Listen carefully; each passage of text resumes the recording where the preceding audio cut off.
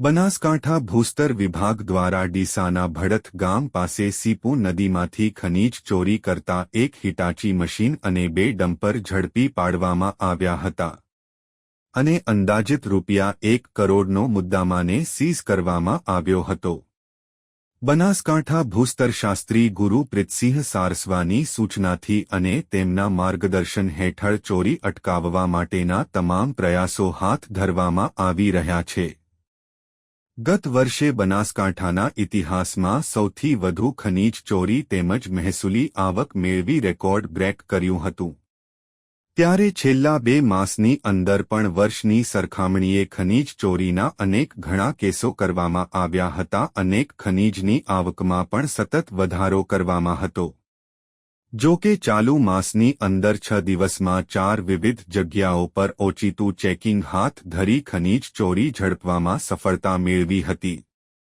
અગાઉ રાણપુર, મહાદેવિયા, ત્રાલા અને ગતરોજ વહેલી સવારે મોટર સાયકલ પર બેસીને ભૂસ્તર વિભાગના અધિકારીઓ ભડથ ગામ પાસે સીપુ નદીમાં પહોંચ્યા હતા અને ગેરકાયદેસર ખનીજ ચોરી કરતા એક હિટાચી મશીન અને ખનીજ ભરવા આવેલા 2 ડમ્પરો ઝડપી પાડવામાં આવ્યા હતા અને અંદાજિત ₹1 કરોડનો મુદ્દા માલને સીઝ કરવામાં આવ્યો હતો। આ બાબતે ભૂસ્તરશાસ્ત્રી ગુરુપ્રીતસિંહ સારસ્વા જણાવ્યું હતું કે બનાસ અને સીપુ નદીમાં થતી ખનીજ ચોરી અટકાવવા માટે અમારી ટીમો તત્પર છે। કોઈપણ હિસાબે ખનીજ ચોરી થવા નહીં દઈએ અને ખનીજ ચોરી કરતા તત્વો પકડાશે તો તેમની સામે દંડનીય અને વારંવાર પકડાશે તો ફોજદારી ગુના પણ દાખલ કરવામાં આવશે। સરકારની તિજોરીને નુકસાન કરનાર તત્વો સામે હવે લાલ આંખ કરવામાં આવશે।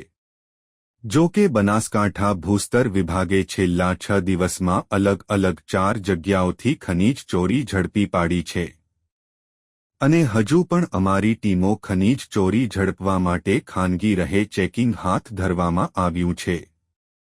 જો કે બનાસકાંઠા ભૂસ્તર વિભાગની કડકાઈના કારણે ખનન માફિયાઓમાં ફફડાટ ફેલાઈ જવા પામ્યો છે। અહેવાલ રિપોર્ટ ભરત ઠક્કર, ડીસા, બનાસકાંઠા।